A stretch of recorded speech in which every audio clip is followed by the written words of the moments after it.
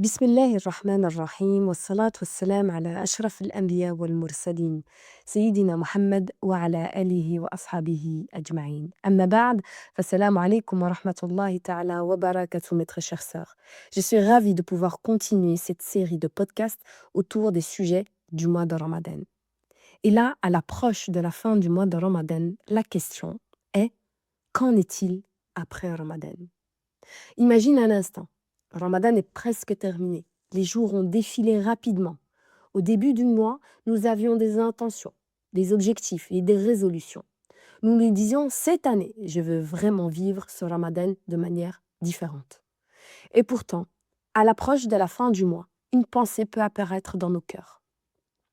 Est-ce que j'ai vraiment profité de ce Ramadan comme je l'espérais? Beaucoup de croyants ressentent et se posent la question, une espèce de petite culpabilité douce, une impression d'avoir peut-être pu faire davantage. Mais les savants expliquent, pas pour nous culpabiliser, mais au contraire, pour valoriser, pour nous donner encore plus l'envie de se rapprocher d'Allah subhanahu wa ta'ala. Il nous dit quelque chose d'extrêmement intéressant.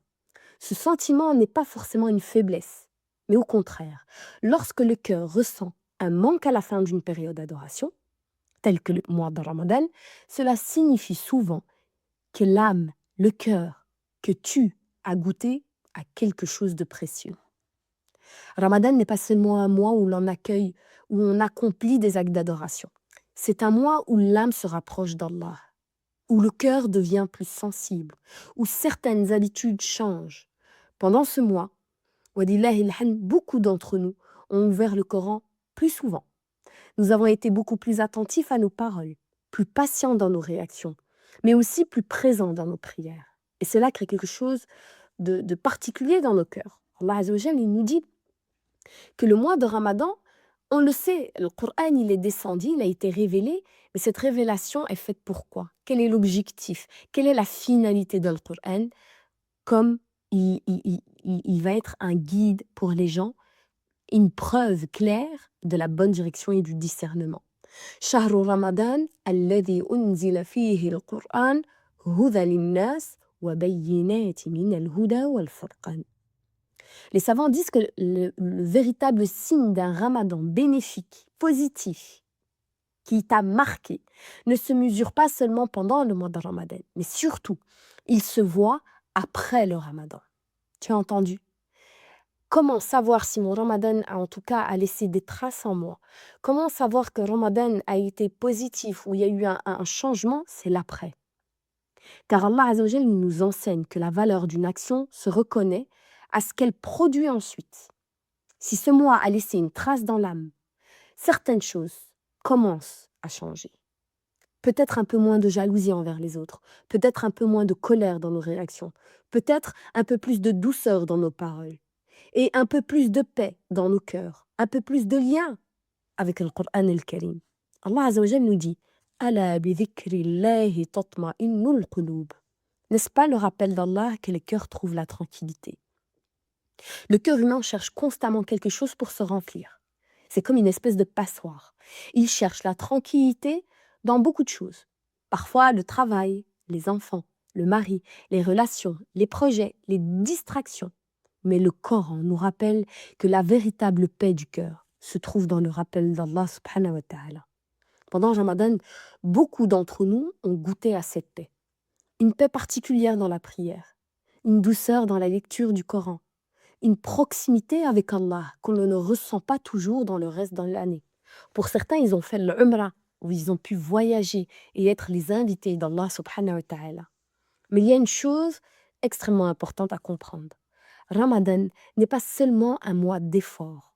Ramadan est une école. Elle est une école qui va nous apprendre, alors ce mot, encadre-le, écris-le. Elle nous apprend la discipline de l'âme. Une école qui nous apprend à contrôler nos désirs, nos paroles, nos réactions. Une école qui nous rappelle que l'être humain est capable de se transformer, de patienter.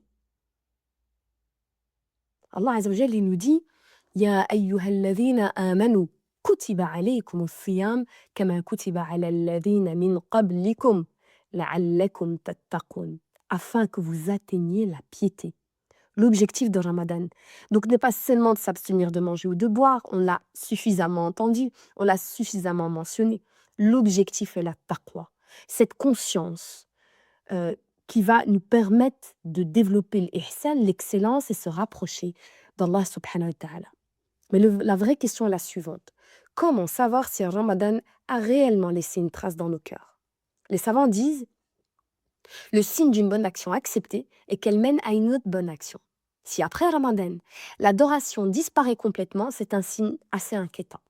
Mais en revanche, si même une petite lumière reste dans les cœurs après Ramadan, c'est un signe d'espoir. C'est pour cela que le prophète sallallahu alayhi wa sallam nous a donné un principe important que tu connais, j'en suis sûre. Ahabbul a'mal, la meilleure des actions, ilallah, auprès d'Allah subhanahu wa ta'ala. Ici, c'est adwamuha. Qu'est-ce que ça veut dire? Ça veut dire la constance, même si elles sont petites. Les petites actions, mais qui sont de manière constante et qui est rapportée par Bukhari et Muslim. Cette parole est d'une sagesse immense. Elle nous apprend que la transformation spirituelle ne repose pas sur des grands élans qui disparaissent rapidement, mais sur des actions simples qui deviennent constants. Peut-être que pendant Ramadan, tu lisais beaucoup de Coran. Et après Ramadan, tu n'auras peut-être pas la force de lire que, ou plutôt tu n'auras peut-être même pas la force de lire quelques versets par jour. Mais ces versets peuvent garder la lumière de Ramadan dans ton cœur. Peut-être que pendant Ramadan, tu priais longtemps la nuit, et après Ramadan, tu accompliras peut-être que 2 unités de prière avant de dormir. Mais ces 2 unités peuvent garder ton lien avec Allah Azza wa Jal. Allah Azza wa Jal nous rappelle également que le véritable succès dépend de l'état d'âme. قَدْ أَفْلَحَ مَنْ زَكَّاهَا وَقَدْ خَابَ مَنْ دَسَّاهَا. A réussi celle qui purifie son âme et a échoué celui qui la valide. Ramadan est justement un mois de purification, un mois où l'on apprend à maîtriser ses passions, à calmer sa colère, à purifier ses intentions. Si nous avons été capables de le faire pendant ce mois béni, c'est qu'on est capable de le faire après Ramadan.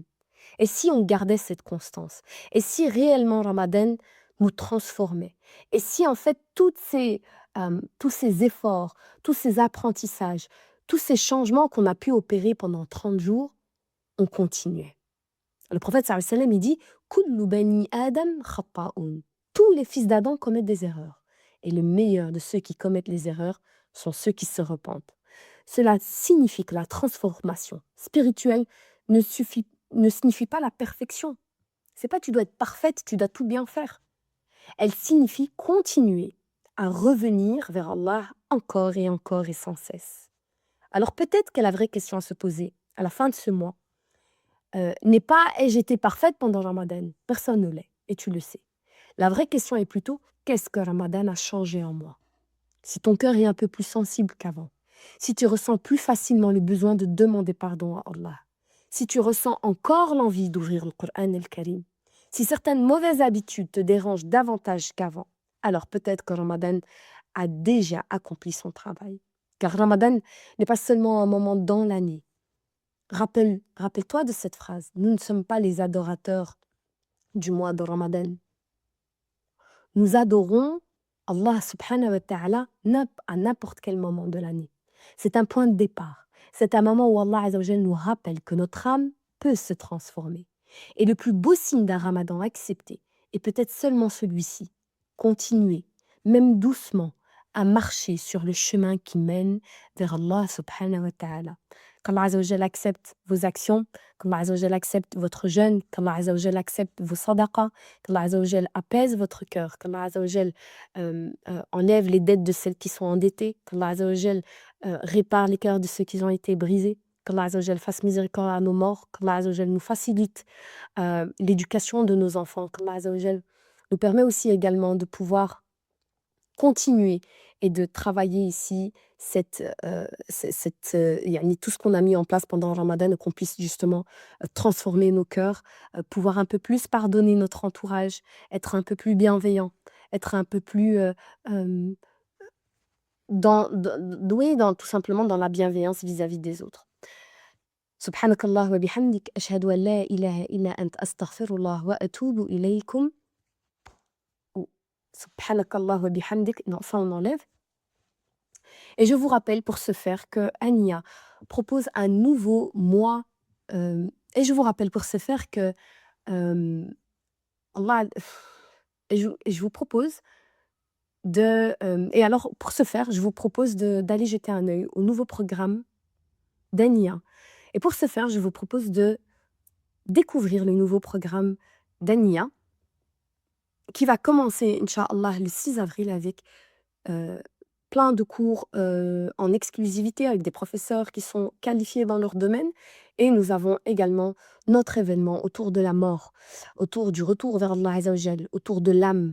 Et je pense que c'est un des meilleurs moyens pour pouvoir réveiller notre âme, pour pouvoir éduquer notre âme et pour pouvoir finalement trouver un sens à notre vie. Walillahi alhamd. سبحانك الله وبحمدك أشهد أن لا إله إلا أنت أستغفر الله وأتوب إليك. بارك الله فيكم pour m'avoir écouté et في أمان الله. Salam alaikum.